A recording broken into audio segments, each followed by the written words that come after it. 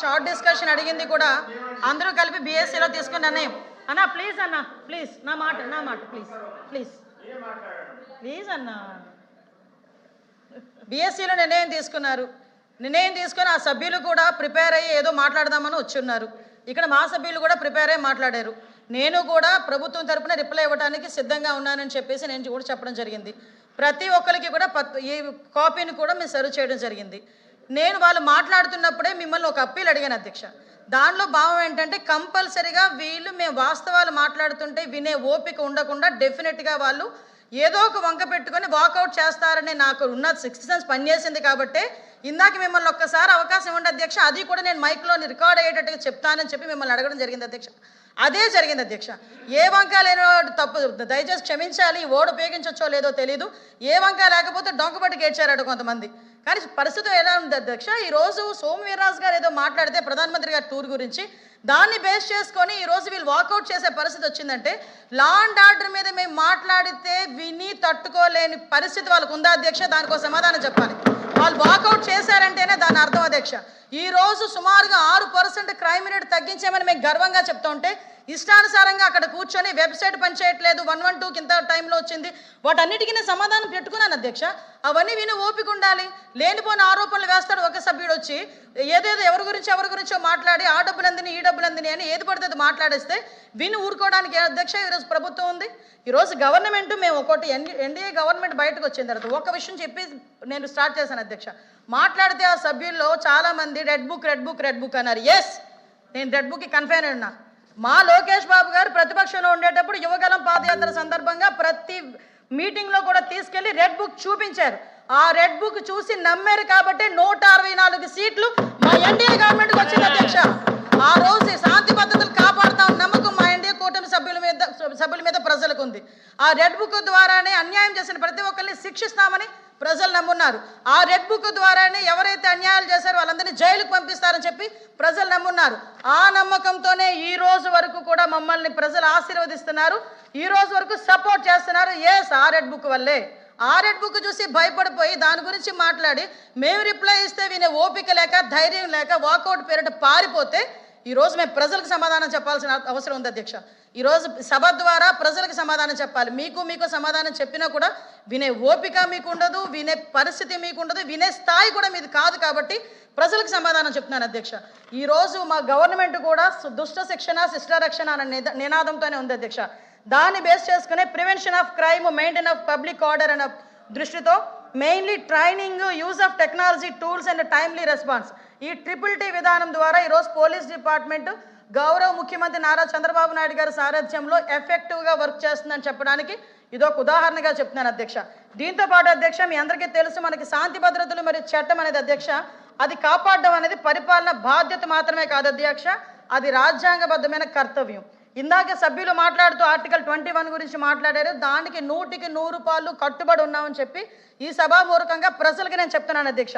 అదే అధ్యక్ష మీకు అందరికీ తెలుసు, ఈరోజు ఆ రాష్ట్రం అభివృద్ధి జరగాలన్నా, పెట్టుబడులు రావాలన్నా, పరిశ్రమలు రావాలన్నా, ఉద్యోగాలు రావాలన్నా, పర్యాటకం ముందుకెళ్లాలన్నా, ప్రజలు మనశ్శాంతిగా బతకాలన్నా, భద్రతగా బతకాలన్నా ఈరోజు లా అండ్ ఆర్డర్ అనేది ఎఫెక్టివ్గా పనిచేసే పరిస్థితి రావాలి.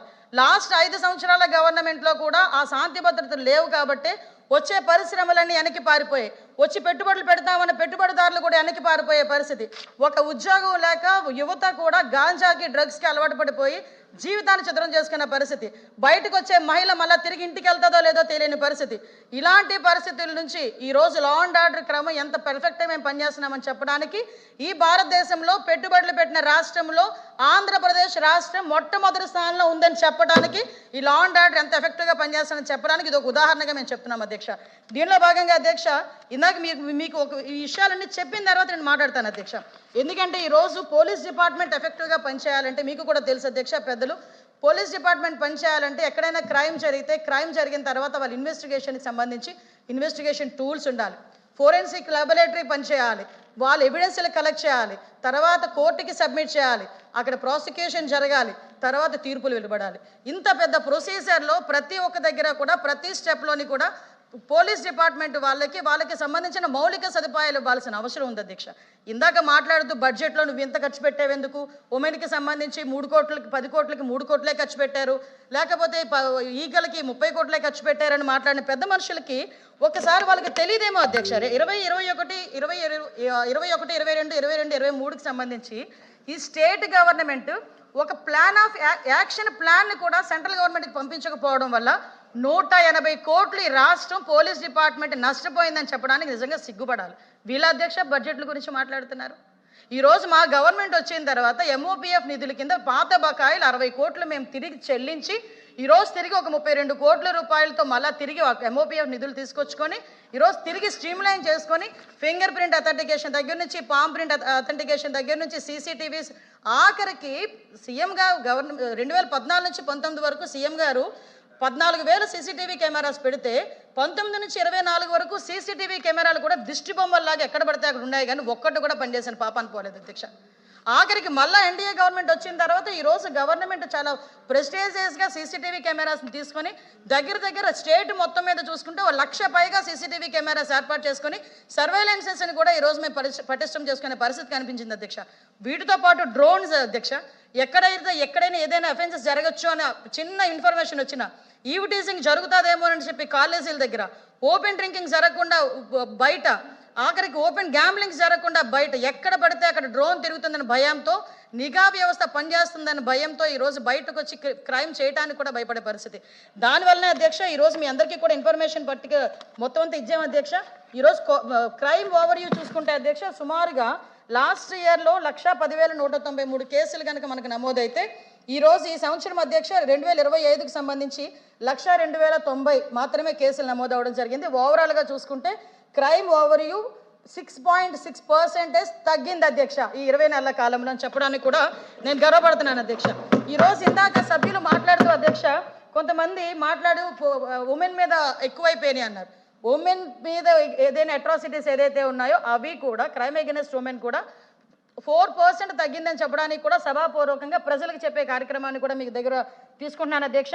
దీనిలో చూసుకుంటే అధ్యక్ష ఓవరాల్గా ఒక ఎకనమిక్ అఫెన్సెస్ 4.8% పెరిగినాయి తప్పి మిగతావన్నీ కూడా మ్యాక్సిమం క్రైమ్ అగైనెస్ట్ ఎస్సీ ఎస్టీస్ కానీ, ప్రాపర్టీ క్రైమ్స్ కానీ, బాడీల అఫెన్సెస్ కానీ, రైటింగ్ కానీ, రోడ్ యాక్సిడెంట్స్ కానీ, క్రైమ్ అగైనెస్ట్ ఉమెన్ కానీ ఇవన్నీ కూడా తగ్గిన పరిస్థితి కూడా కనిపించింది. వాళ్ళకి ఆ నోట్ కూడా ఇవ్వడం జరిగింది అధ్యక్ష. ఇవన్నీ వినాల్సి వస్తుందని పారిపోయారు అధ్యక్ష. వాళ్ళు నిజంగా సిగ్గుపడాలి. ఈరోజు మేము ఎలా పనిచేస్తున్నామని చూసాను నేర్చుకోవాలి. ఈరోజు తిరిగి మాట్లాడే పరిస్థితి కనిపిస్తూ ఉంది.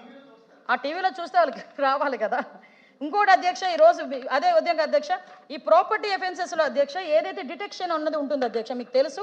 ఈ డిటెక్షన్ కూడా అధ్యక్ష యావరేజ్ అని చూసుకుంటే నేషనల్ యావరేజ్ డిటెక్షన్ రేట్ 33.8% ఉంటే మన ఆంధ్రప్రదేశ్లో డిటెక్షన్ రేట్ 56% ఉంది అధ్యక్ష. అదేవిధంగా అధ్యక్ష రికవరీ కూడా 55% ఉంది అధ్యక్ష. ఇక్కడ ఒక విషయం మెన్షన్ చేయాలి అధ్యక్ష నేను కంపల్సరీగా, ఎందుకంటే ఇందాక వాళ్ళు మాట్లాడితే గ్యాంబ్లింగ్ ఆడిస్తున్నారు, ప్రతిదానికి వాటాలు తీసుకుంటున్నారు, ఇలా మాట్లాడారు అధ్యక్ష. రీసెంట్గా మాకు మా సభ్యులు అసెంబ్లీలో సభ్యులు ఎమ్మెల్యే గారి ఇంట్లో వాళ్ళ అమ్మగారి ఇంట్లో ఒక చోరీ జరిగింది అధ్యక్ష. ఆ చోరీ జరిగితే అందులో అరెస్ట్ అయిన వాళ్ళు ఎవరో తెలుసా అధ్యక్ష? వైఎస్ఆర్సీపీకి సంబంధించిన ఒక ప్రెసిడెంట్ అధ్యక్ష. అంటే వీళ్ళు ప్రెసిడెంట్ అయినా సర్పంచ్ అన్న ఒకటి ప్రెసిడెంట్ అధ్యక్ష. అంటే వీళ్ళు మాట్లాడుతున్నారు అధ్యక్ష. ఇంకొక విషయం కూడా చెప్తున్నారు అధ్యక్ష, గాంజా కేసుల్లోని వీటిలోని ఉన్నారు వాళ్ళు మాట్లాడుతున్నారు అధ్యక్ష. కరెక్ట్గా 1 వీక్ బ్యాక్ విశాఖపట్నంలో గాంజా సీజ్ చేశారు అధ్యక్ష. మా ఈగల్ వాళ్ళు, మా ఈగల్ డిపార్ట్మెంట్, మా పోలీస్ డిపార్ట్మెంట్ కలిపి అందులో ఉన్నది అరెస్ట్ అయింది కూడా వైఎస్ఆర్సీపీ ఎంపీటీసీ అధ్యక్ష, సిట్టింగ్ ఎంపీటీసీ అరెస్ట్ అయ్యాడు అధ్యక్ష. వీళ్ళు మాట్లాడుతున్నారు అధ్యక్ష వీటి గురించి.